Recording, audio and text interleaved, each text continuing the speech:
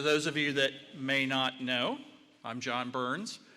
I'm going to host this evening, help Brian out, make it a lot easier for him to take care of many of the things that he needs to do behind the scenes. It's a lot of work that he puts into this really awesome event. I want to take this opportunity to welcome everybody to the 2022 Chamber of Commerce Annual Dinner.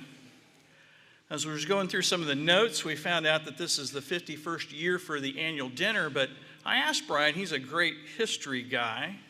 He looked back, and this organization started as far back as 1880 as the Connersville Board of Trade. I certainly didn't know that.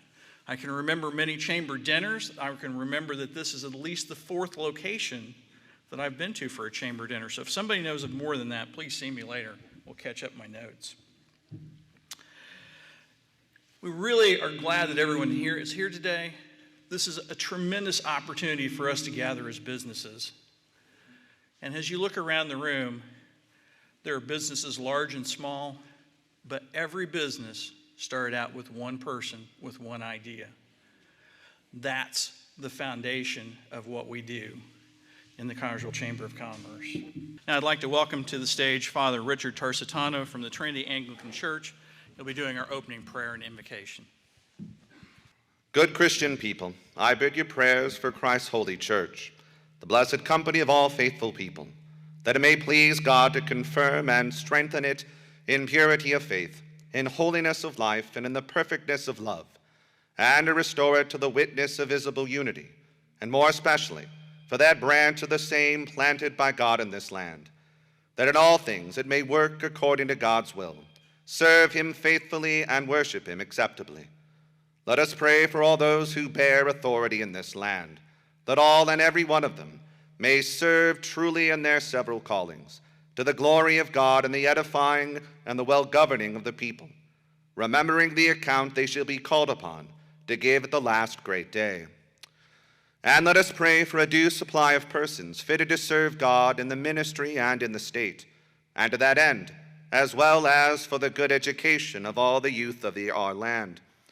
Let us pray for all schools, colleges, and seminaries of sound and godly learning, and for all whose hands are open for their maintenance, that whatever tends to the advancement of true religion and useful learning may flourish and abound. Let us pray for all the people of this land, that they may live in the true faith and fear of God, and in brotherly charity one towards another.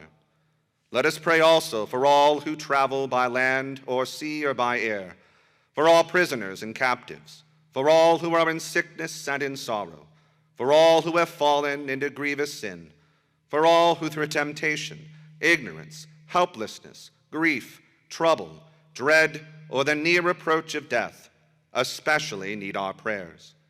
Let us also praise God for rain and sunshine, for the fruits of the earth, for the products of all honest industry, and for all his good gifts, temporal and spiritual, to us and to all men. Finally, let us yield unto God most high praise and hearty thanks for the wonderful grace and virtue declared in all his saints, who have been the choice vessels of his grace and the lights of the world in their generations. And pray unto God that we may have grace to direct our lives after their good examples, that this life ended, we may be made partakers with them of the glorious resurrection and the life everlasting. And now, brethren, summing up all our petitions and all our thanksgivings, in the words which Christ hath taught us, we make bold to say, Our Father, who art in heaven, hallowed be thy name. Thy kingdom come, thy will be done, on earth as it is in heaven. Give us this day our daily bread, and forgive us our trespasses, as we forgive those who trespass against us. And lead us not into temptation, but deliver us from evil.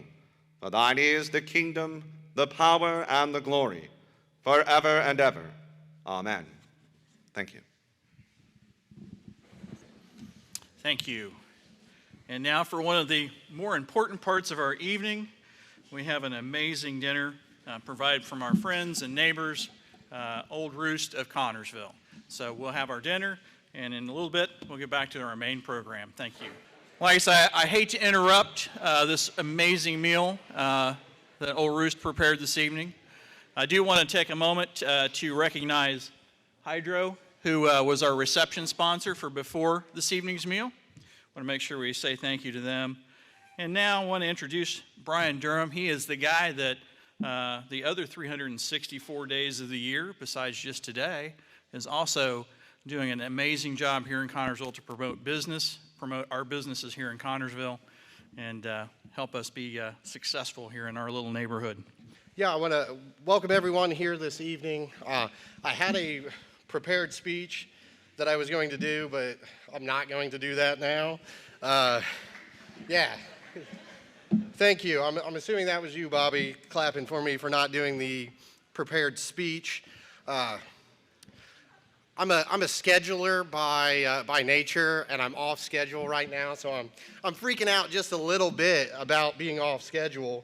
But I do want to thank some people here tonight. I want to recognize our board of directors. So when I call your name, if you would please stand up.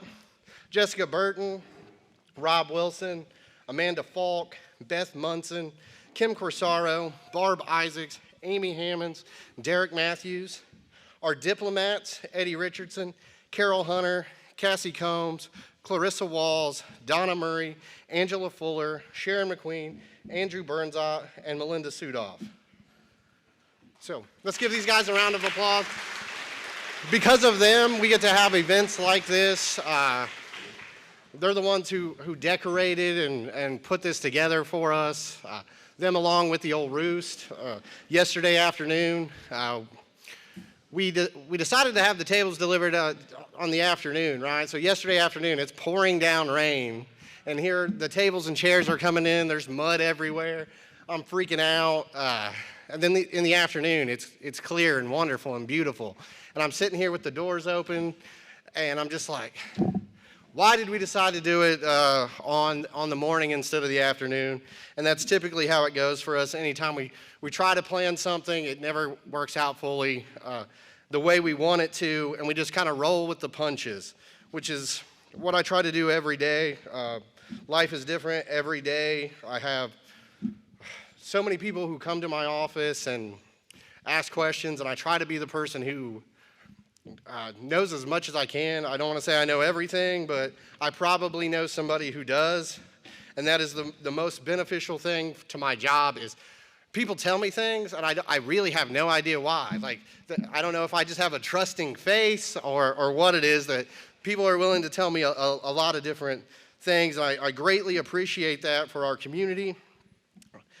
Switching gears here, I also want to thank, in addition to Hydro for the wonderful reception, I want to thank Reed Health for being our speaker sponsor this year.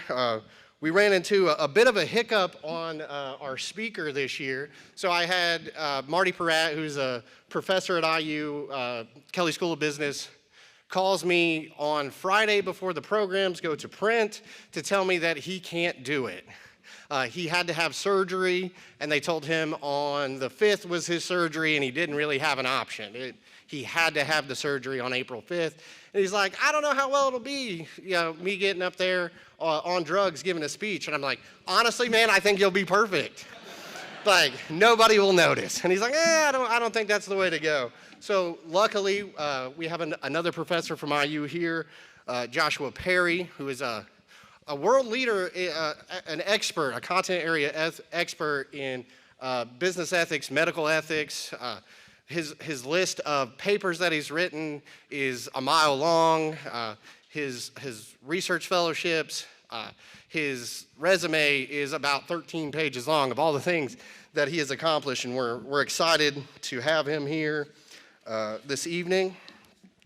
One of the big things that I wanted to congratulate our nominees and recognize them individually while up here.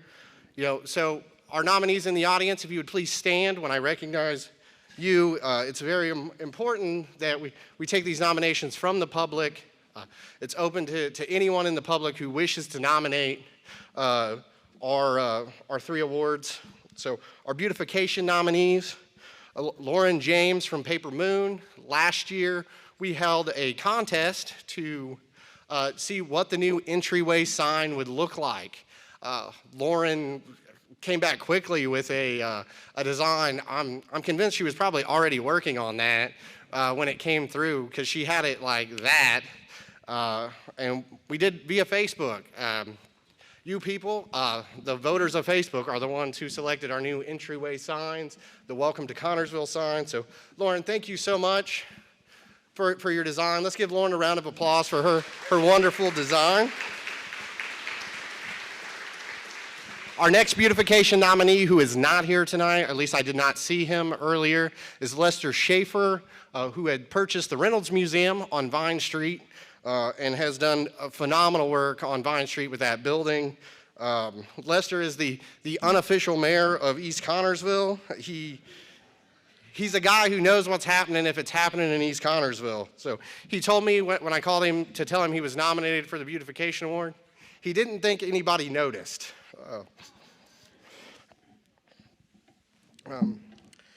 But I told him, even though he thought nobody noticed, that we all drive by it, we all see it.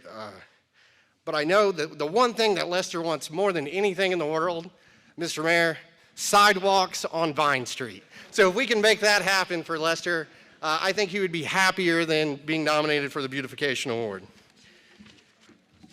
And our last nominee for the Beautification Award are Tim and Bobby Jo Emery. I know they're here this evening. They purchased the building in 2019 from a commissioner sale and quickly turned it into a viable business for the first time since about 2007. My memory's not that great at that period of time, but I don't remember anything in there prior or after 2007, and I'm usually pretty good about that. So they've been able to renovate the inside of that building. If you haven't had a chance to go, please do so. There are 2 businesses located in that building. We have Barrett Wholesale, and then there's a photography studio on the 2nd floor. A little shameless plug from my end. On May 15th, Tim is hosting an auction in our parking lot at the Chamber office on 6th Street, and part of the proceeds will benefit the Chamber of Commerce. So if you're out and about at Celebration of the Ville on May 14th, there's an auction preview at our office in the parking lot. Please stop by and please come on May 15th to the auction. Let's give Tim and Bobby Jo a round of applause.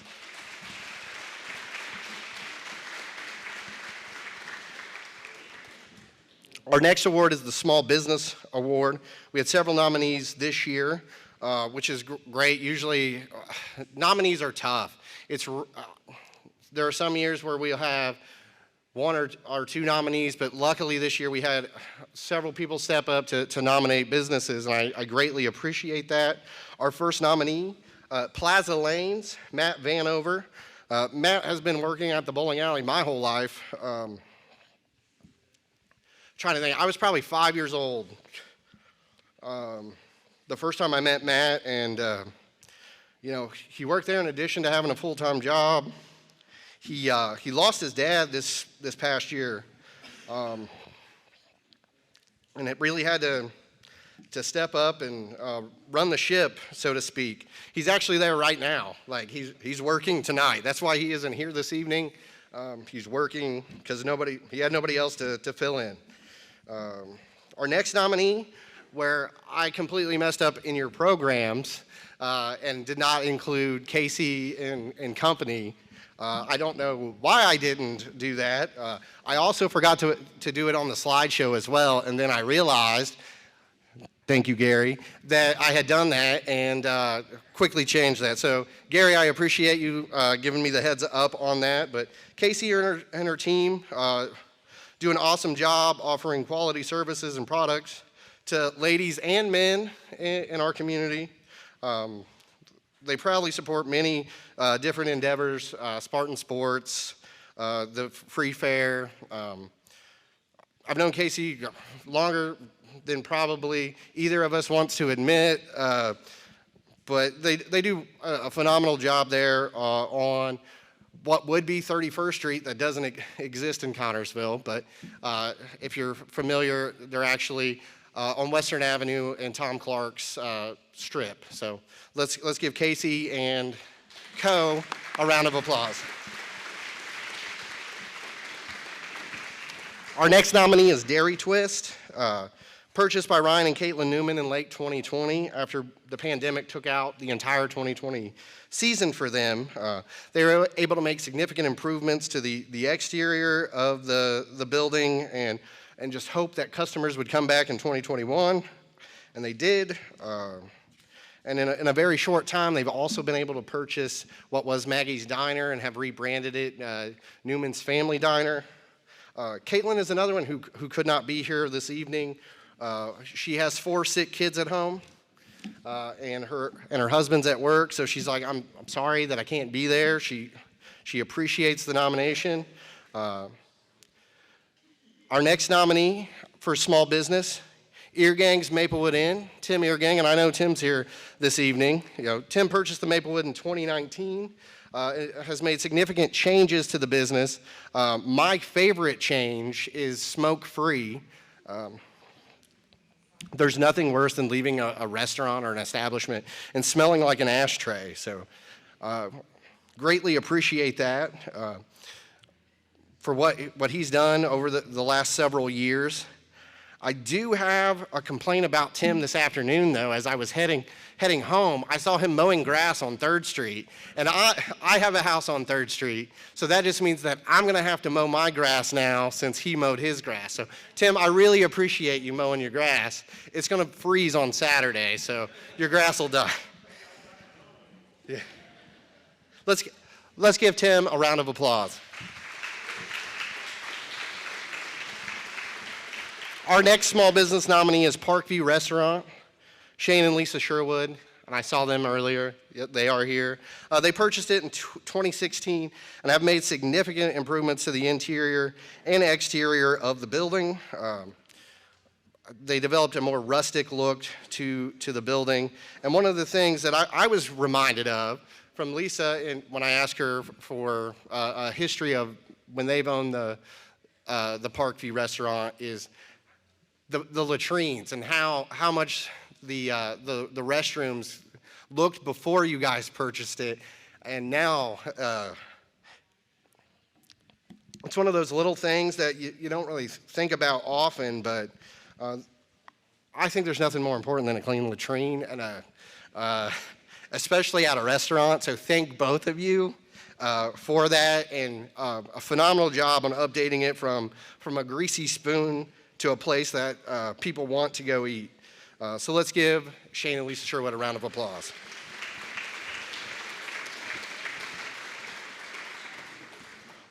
Our next nominee, Whitewater Broadcasting, my former employer, David Rogers.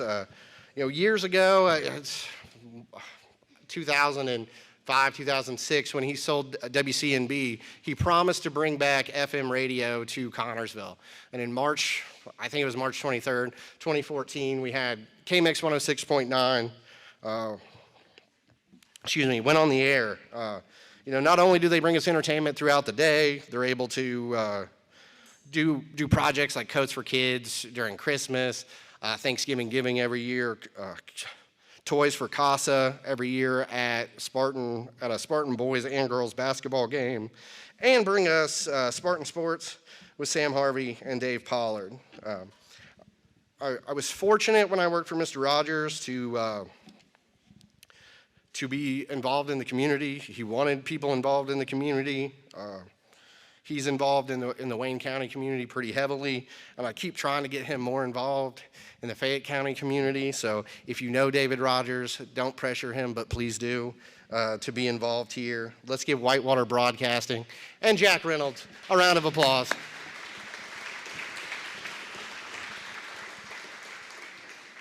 Our next nominee for small business, Big Boys Pizzeria, Rodney and Teresa Isaacs. I did not see them here this evening, but sometimes I think Rodney is a glutton for punishment. Every time I talk to the man, he's talking about opening up another pizza restaurant. In the last year, he opened 2, Milton and Cambridge City. And it's kind of a funny story. I had texted Rodney to let him know that I knew that the Pizza King in Cambridge City was for sale. And about 10 days later, he's telling me that they're remodeling it and it's going to be a Big Boys Pizzeria. It happened like that. They purchased an already established business when they purchased Big Boys Pizzeria, and since they've grown, they have 5 locations now. They employ about 40 people in Connersville alone. Even though they are not here tonight, let's give Rodney and Teresa Isaacs a round of applause.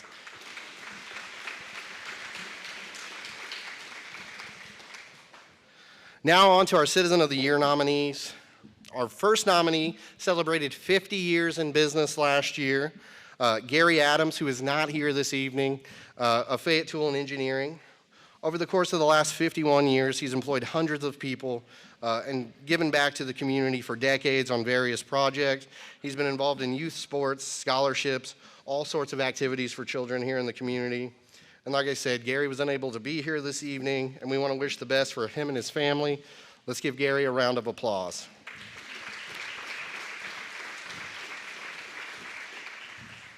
Our next nominee is Rob Wilson, and Rob probably won't stand up, but Rob has spent several years as the president of the local JCs. He really kept that going until he suckered me into it in 2017, and it's been on my plate ever since. Running the haunted house, the JC's Kids Christmas, many other projects.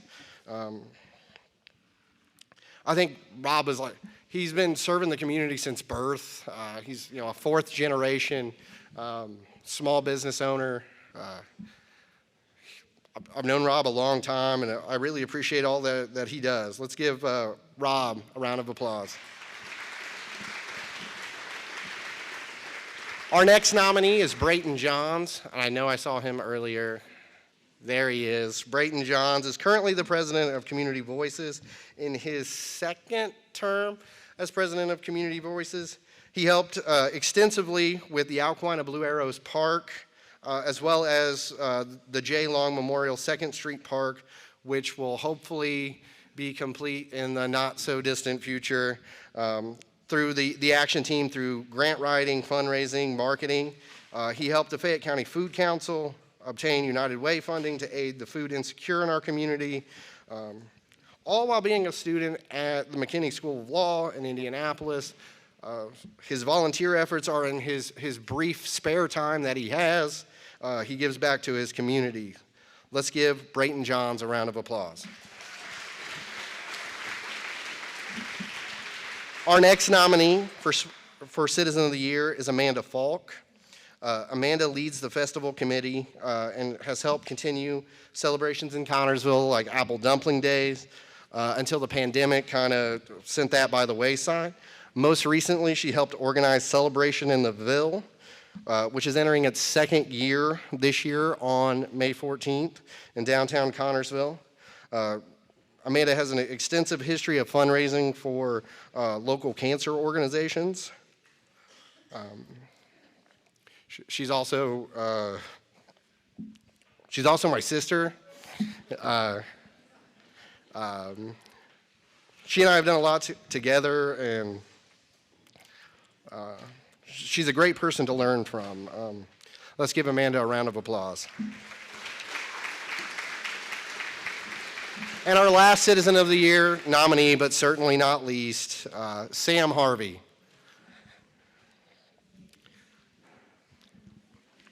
Sam is the voice of the Connersville Spartans on KMX 106.9 for the last 31 years.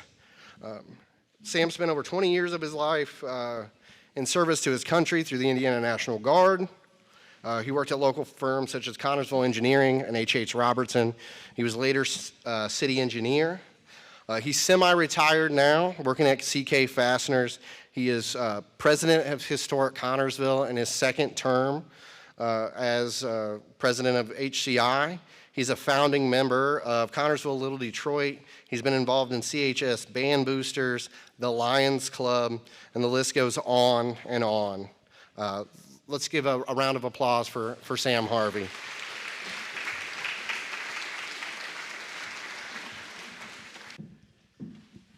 At this time, we'd like to have Jessica Burton come up. She's the current president of the board of directors. And she's going to speak about her directors and have a few words there. Thank you. So I was hoping I got cut in the interest of time, but on behalf of the entire board of directors, welcome and thank you for choosing to spend your evening with us. This year has been one of change, growth, and leaps of faith. We were finally able to see some projects to completion, such as the city entryway signs that Brian talked about earlier. Many thanks to Hedro for your initial investment in that project and to everyone that was involved. At the end of 2021, our membership had increased by close to 40 new members as compared to the previous year. We increased our annual sponsorships by 50%, and most importantly, we hosted the largest golf tournament that the Chamber has seen in over 20 years. We also looked at the current dynamics that are impacting area business, and we made many strides to address challenges. We chose to relocate to a more visible, centralized location, and we moved into our new downtown office. We led Fayette County's 21st Century Talent Collaborative, which sparked conversations amongst Fayette County businesses regarding opportunities and challenges in our current workforce. Lastly, we launched the Chamber Insurance Program through a partnership with United Healthcare, which made affordable healthcare options available to our membership.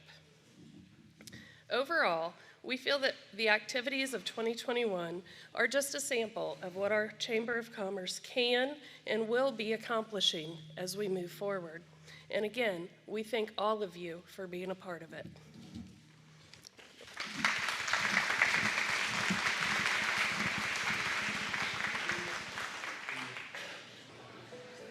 Read I think Health. we're getting closer there. How best to describe who we are, what we do, what we think, and what we feel.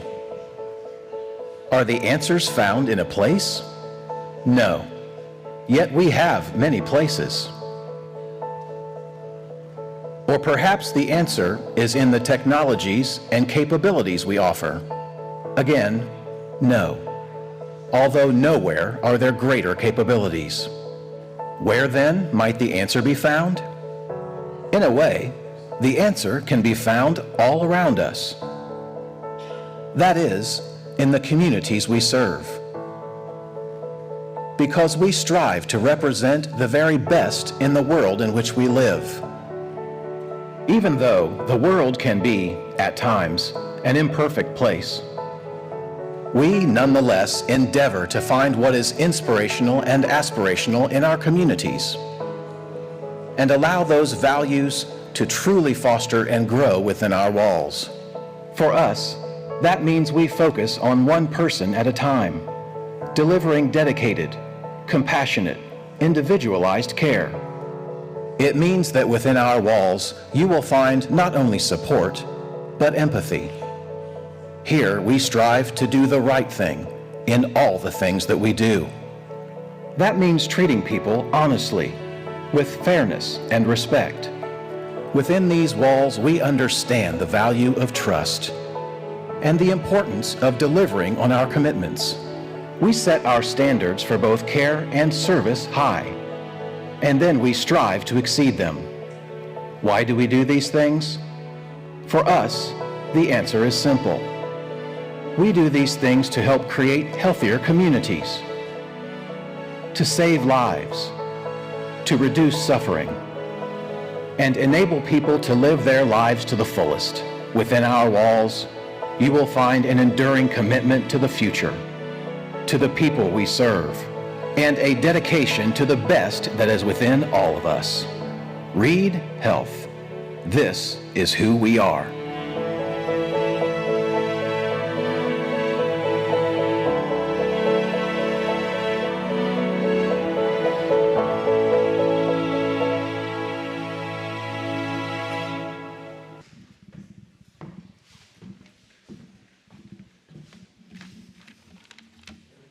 Thank you. It's wonderful to be here with all of you again in front of the Chamber of Commerce.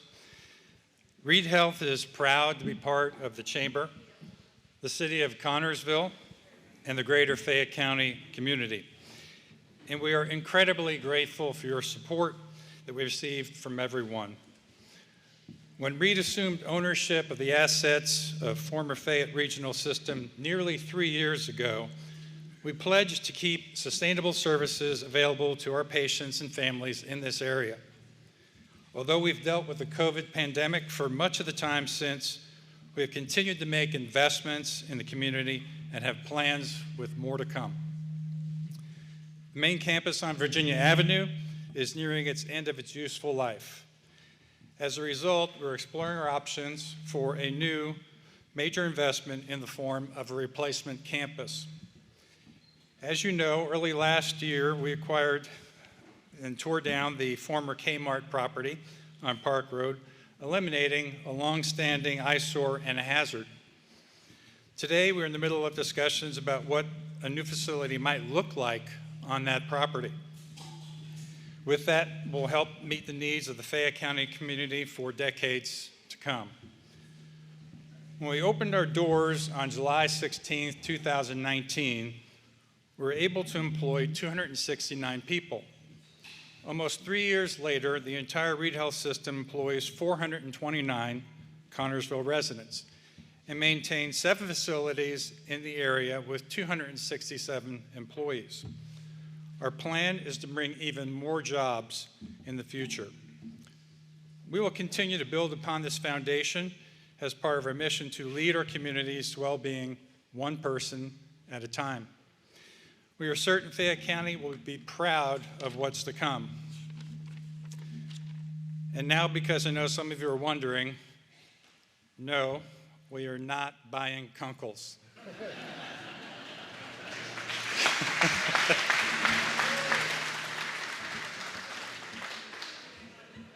Thank you for the opportunity to join you this evening.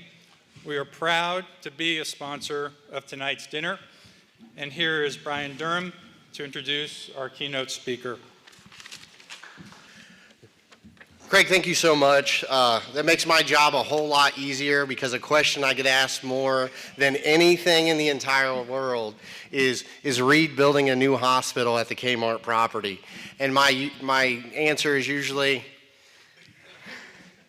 so thank you for that and dispelling those rumors or confirming those rumors for the public. I'm pleased to introduce our keynote speaker this evening, Joshua Perry, a Graf professor from Indiana University. He is a, like I said, content level expert in business law and ethics. He has a resume that's miles long of all the things that he has done at Indiana University and at Vanderbilt. He is, I met Josh for the first time tonight, actually. The Adapt and Overcome, I had Marty pegged for that role, and at the last minute, we were able to secure Joshua Perry as our keynote speaker. And that really speaks to the building of relationships within our community to be able to, on a moment's notice, on a whim, be able to pull in a world-class speaker and an expert, one of the leading experts in the world in his field, who happened to not be busy on a Thursday evening and able to join us. So, ladies and gentlemen, Joshua Perry. Well, I love the fact that I was Brian's second choice. It's really endearing. When this sort of worked its way through the chain at IU, that Brian had reached out to Marty as his former favorite professor at IU Bloomington, and that's just like the greatest thing when a former student reaches out to you. And so I know it meant a lot to Marty. I know he's disappointed that he's not here tonight. Hope he's recovering from his surgery, but I'm excited to be here. Thank you to Reed Health. Thank you to the Chamber for the invitation, and particularly to you, Brian, for all that you have put together tonight. So I do teach at IU. I do research in the area of the business of healthcare, the life sciences industry, pharmaceutical industry, look at legal and ethical issues in that space. I teach a lot of courses on business ethics, and I'm currently the department chair for the business law and ethics department at the Kelley School. And I'm really, really proud to be there. And when I was talking to Brian about what was Marty going to talk about and what would you like for me to talk about, we thought a little bit about talking about students, talking about a little bit about what's happening at the Kelley School of Business and how we're preparing students, but really drilling down a little bit on Connersville, some of the challenges facing Connersville and communities like Connersville across Indiana, really across the Midwest and across the country. Specifically, how can the people of Fayette County and Connersville in this region raise daughters and sons to go to the Kelley School of Business and then come back and make a difference? So that's what I'm going to talk about for a few minutes. So I'm currently living in Bloomington. I've been there for 13 years. I'm actually a native of Tennessee. So I grew up in and around Nashville and Memphis, and I became a Hoosier in 2009 when my wife and I relocated back to her home state to get our 3 kids closer to their grandparents. They live up in Shipshewana, LaGrange County. Anybody know LaGrange County up north on the Michigan border? In fact, one of my father-in-law's closest and dearest friends was a former teacher and basketball coach here at Connersville High School. From 1972 to 1980, does the name Lawrence Skinner ring a bell for anyone? Anyway, a beautiful guy, really nice man that I've gotten to meet over the years. As I understand it, he was not only a fantastic teacher and basketball coach, but was talked into being an administrator, ended up as an assistant principal under Carl Hilton. Carl Hilton rings some bells, okay. I asked my wife, did Lauren and Becky leave the community on good terms back in the 80s? Should I mention this? But anyway, it's really great to be down here. It's my first time in Connersville that I did a little bit of research on, one of the oldest cities in Indiana, where clearly for over 200 years people have lived and played and worked. I do know this community is known well throughout the state for hard work and for innovation. Driving in this afternoon, the landscape is beautiful. Your community's legacy is strong. The economic landscape, especially with regard to work, has changed dramatically since Connersville's establishment in 1813. And that's what I want to talk a little bit about tonight. I want to talk a little bit about the shifting economic landscape in small towns and cities throughout the Midwest and offer a thought or two on how maybe we can turn the tide. And then I will talk a little bit about this emerging generation of the next crop of workers, those who are in high schools and university classrooms now, the Generation Z students. And so I'll end with a few comments about that. So first, let's just acknowledge that Connersville is not alone in terms of a changing economic landscape over the last few decades. Companies come and go in big cities, small towns, across the country. Consider just for a moment this list of companies that has closed in the last couple of decades. Woolworth, retail department store, the original 5 and dime. Everything in 1879 was either 5 cents or 10 cents, lasted for 117 years, almost 600 stores. They closed down in 1997. Any Pier 1 Imports fans? There used to be a Pier 1 Imports in Bloomington. It closed in the last couple of years. Founded in 1962, gone. But Borders Bookstore. I loved Borders. You could buy books, you could magazines, even music. Founded in 1971, gone. What about Ringling Brothers and Barnum and Bailey Circus fans? I remember as a kid, this would come to town. This came through Nashville, it came through Memphis, it toured the country. Founded in 1884, they're gone. Toys R Us. Any Toys R Us fans? They had 1,500 stores as recently as the 1990s. A quarter, 1/4 of the global toy market gone. I did hear they're trying to make a comeback. They have one store in New Jersey, apparently, but they're gone. What about Blockbuster Video? Any Blockbuster Video fans in the room? How can you forget Blockbuster Video? Founded in 1985. Imagine 10,000 stores. 10,000 stores as of 2004. In fact, in the 1990s, a small little startup called Netflix approached Blockbuster, wanted to do a deal for something like $50 million. Blockbuster laughed at them, said, "We don't need it." They would file for bankruptcy less than 20 years later. Blockbuster, not Netflix. Payless Shoes. They were selling 250 million shoes just 20 years ago. Gone. Kodak Film. We have the camera phones, right? Who needs Kodak Film? Gone. What about Radio Shack? Any Radio Shack fans? Founded in 1921 in Boston. Now, I understand they're trying to make a comeback as well. Apparently, they're partnering with Hobby Lobby. But Radio Shack is effectively gone. Good luck finding a Radio Shack. Circuit City. The list goes on, and those are just sort of established businesses. What about these brands? Oldsmobile, Pontiac, Mercury, Plymouth, Saturn Cars, Howard Johnson's Restaurants, KB Toys, Bugle Boy Jeans. I think I had a pair of Bugle Boy jeans. Acid washed, maybe? Minolta cameras. What about Tab Soda? Does anybody remember those Kudos breakfast candy granola bars? They're called Kudos. And who could forget Jell-O pudding pops? Look, for many folks in the room, or maybe your parents or your grandparents who worked for these companies, these are painful memories. And for those of us who love these brands or who get nostalgic about the past, it can be hard to see comforting and familiar companies and brands disappear, but it shouldn't be surprising.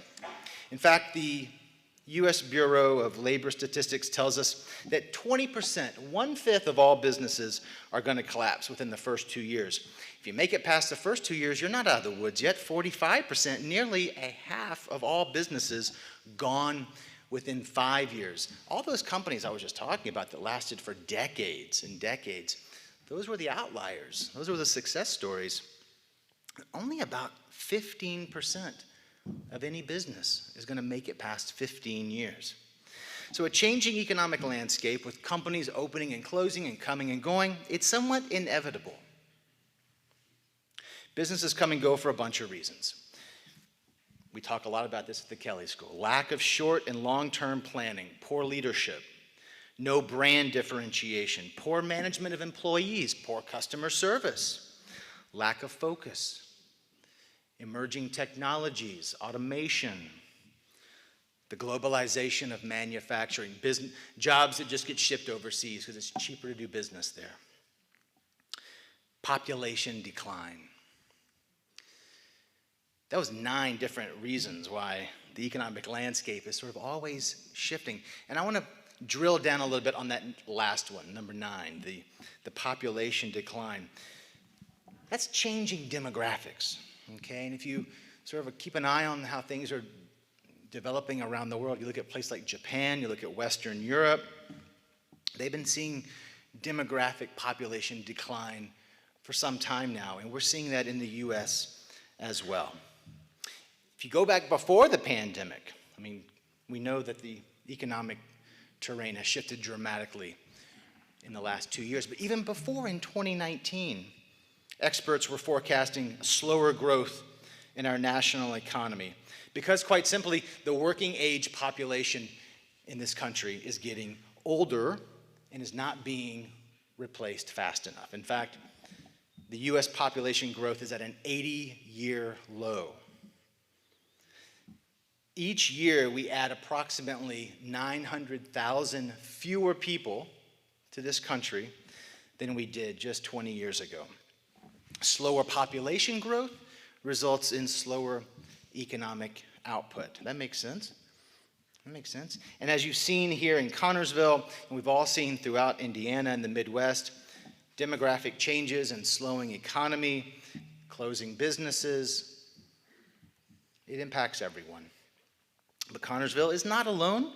Population decline affects communities in every state. Between 2007 and 2017, so just in the last 15 years, 80% of American counties saw a decline in the number of working age residents, 25 to 54.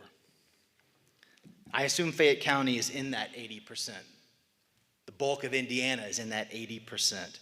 And these trends are forecast to continue for the next decade. So the bottom line, population loss perpetuates economic decline. It impacts the housing market, local government finances, how much money county executives have to administer, city executives, productivity, and community morale.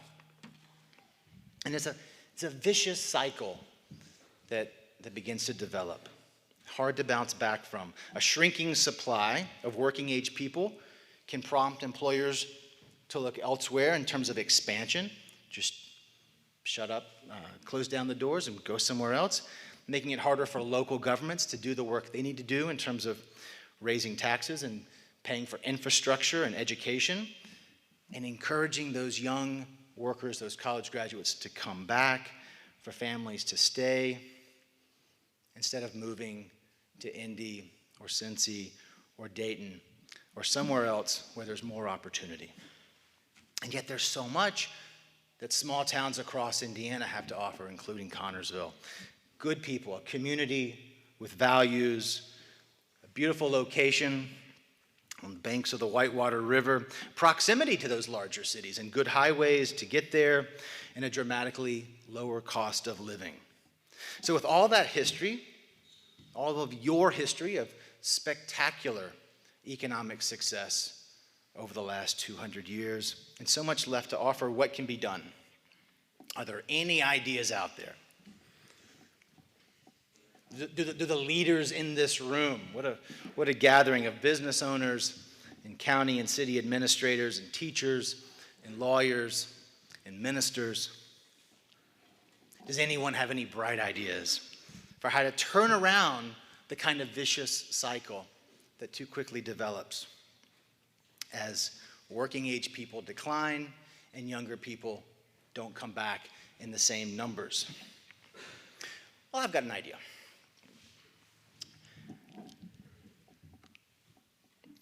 And I think it's an idea that I'm reading more and more about, that is working in many communities throughout the Midwest. And here it is simply.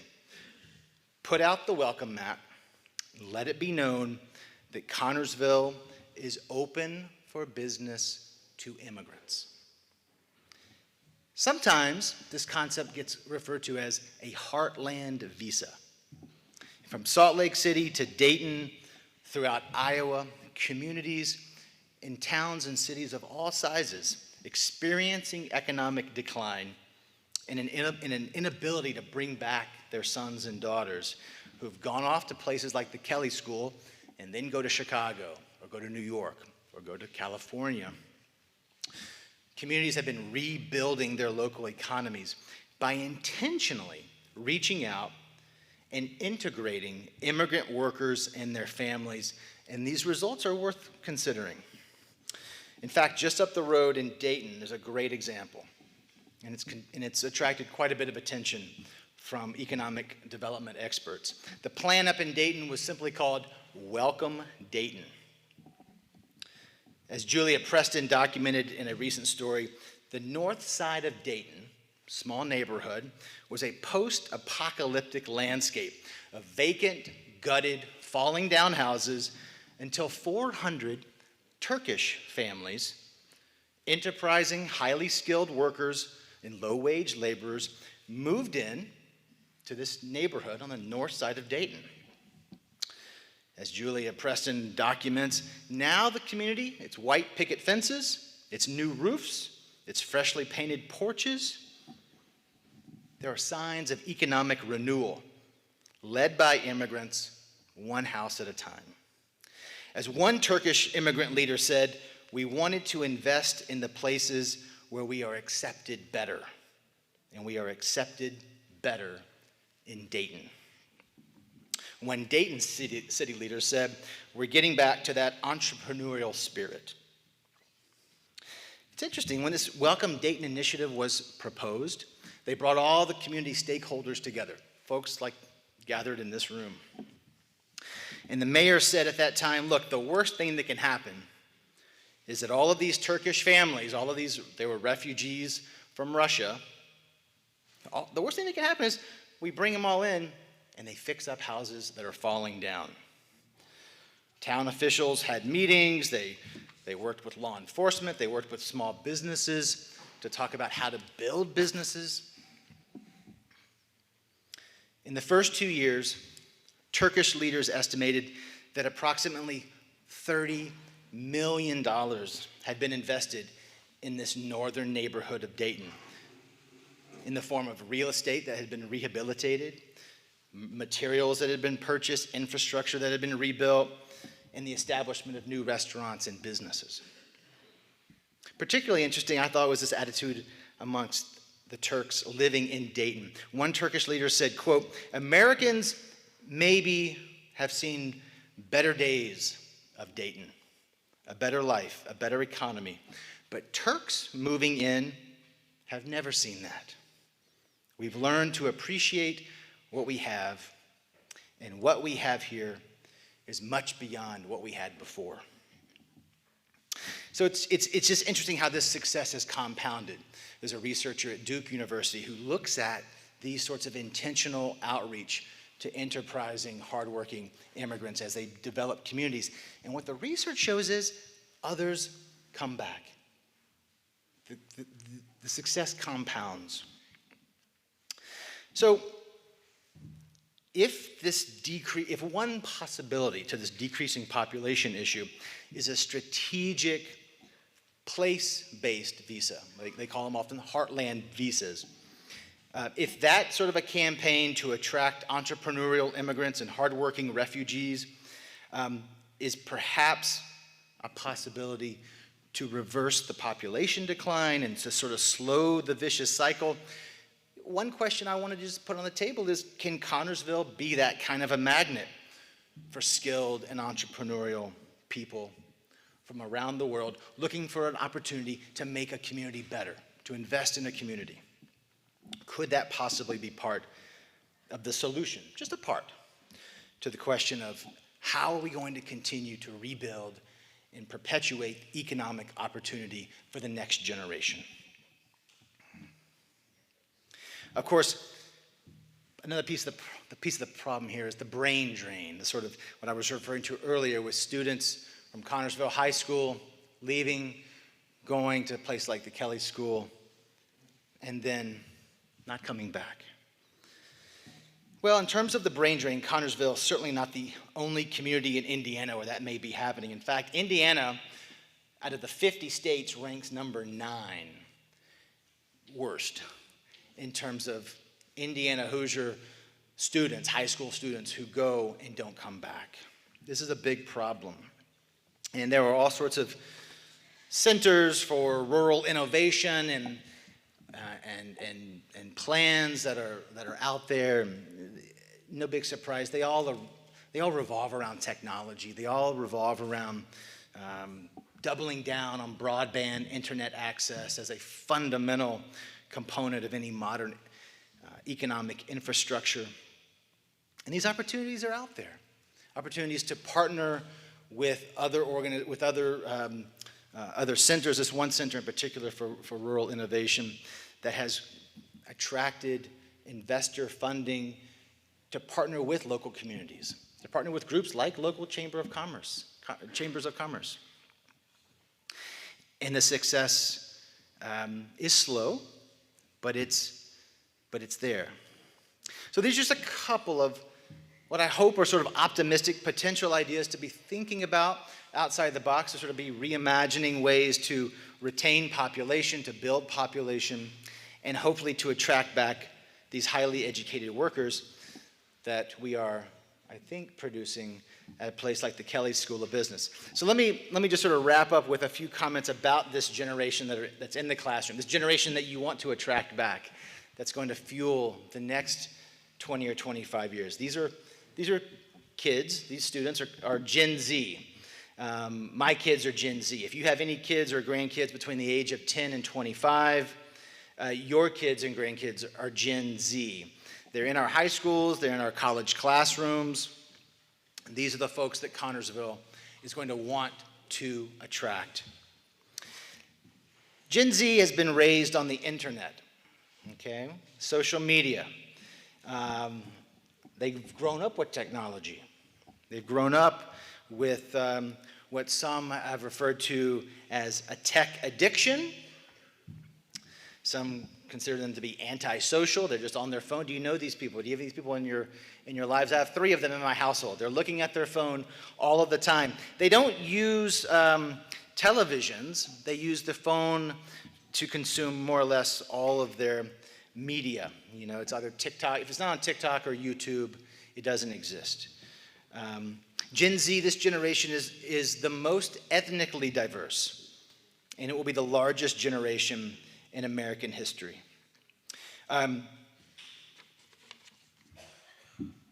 Perhaps problematic, Generation Z has only an 8-second attention span. That is a problem. I can tell you as a parent. I can tell you as a teacher in the classroom. 8-second attention span, I mean, it's hard. It's hard to compete with YouTube and TikTok, I'll just be honest with you. Actuaries predict that babies born in 2000, these Gen Z babies, are going to live 100 years. It's also been well documented that Gen Z are committed to making a difference. They're committed to finding work with a purpose. And as someone who teaches business ethics and thinks a lot about responsibilities and values, it sort of warms my heart that this current crop of students may be more receptive to some of what I want to talk about in the classroom. A couple of last points, and then I'll wrap up with just a word about what we're doing at the Kelley School. So surveys reflect that these students say it's very important to attend college to discover something that interests them. It's fascinating. Only half of these students say it's very important to go to college to make money. They want to go to college, this generation says, to discover what they're going to do with their talents and their skills to make a difference. And here's what's really cool.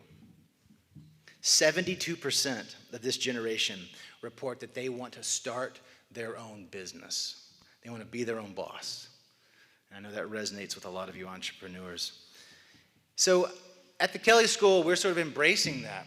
And we've got all sorts of courses in entrepreneurship, all the regular stuff in finance and accounting and marketing and management.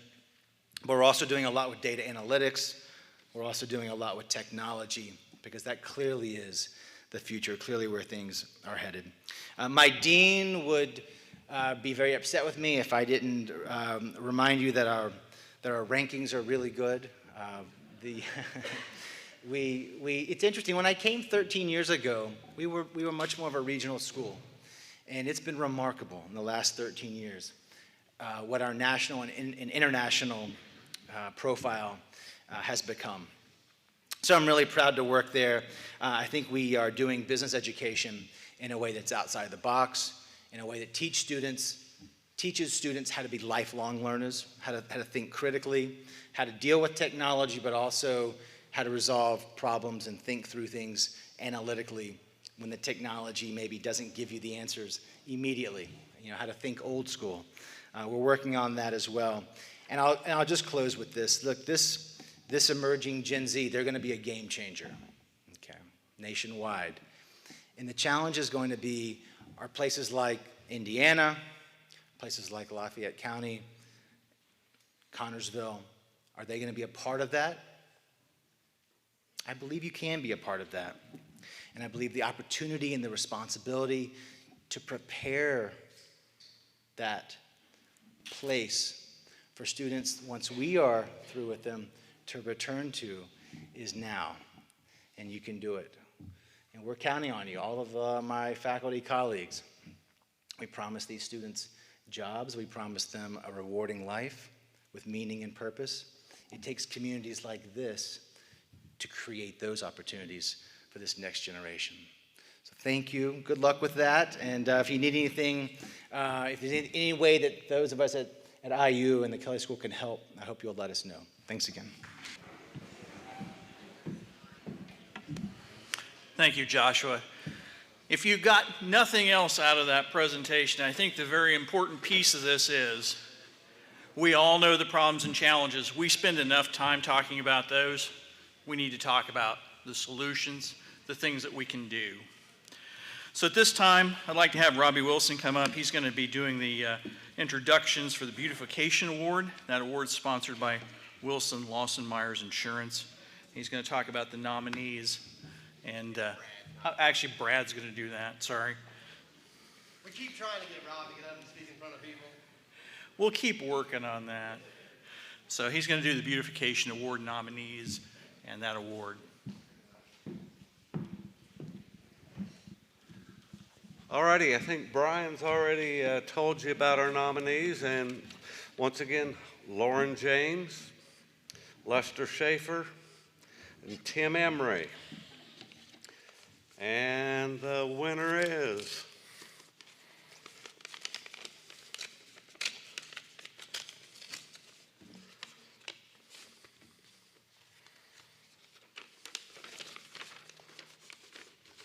Tim and Bobby Joe Emery. Just want to say thank you, and I appreciate the opportunity to fix up the building. You know, it's been a challenge, but we really dig Hackman and Heeb. We love the artwork on the side, and we're just happy to bring it to a building that's, you know, decent to look at and a good part of the community, I guess, would be the best way to put it. So thank you guys very much. I would like to once again recognize the nominees for the Small Business Entrepreneur Award. If you would like to please stand just to be recognized one more time. Plaza Lanes, KC and Company, Dairy Twist, Ear Gang's Maplewood Inn, the Parkview Restaurant, Whitewater Broadcasting, and Big Boys Pizza. Thank you, each and every one of you, and good luck. And the recipient for tonight's Small Business Entrepreneur Award goes to Plaza Lanes.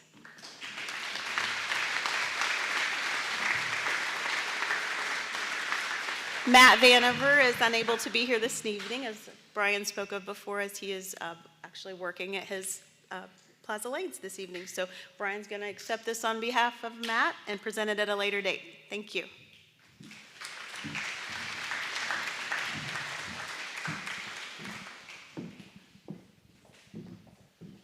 See, they need wider steps if I'm going to be coming up here all this time. So we're kind of down to the final portion of our program tonight. What an awesome time we've had together. The Citizen of the Year is sort of the keynote award, and Amanda Back from Union Savings and Loan will be coming up to do that presentation, and she'll talk about the nominees and announce the winner. Okay, for Citizens of the Year, we have Gary Adams, Sam Harvey, Rob Wilson, Amanda Falk, and Brayton Johns.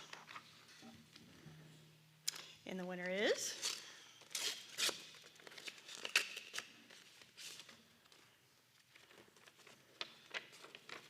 Sam Harvey. Congratulations.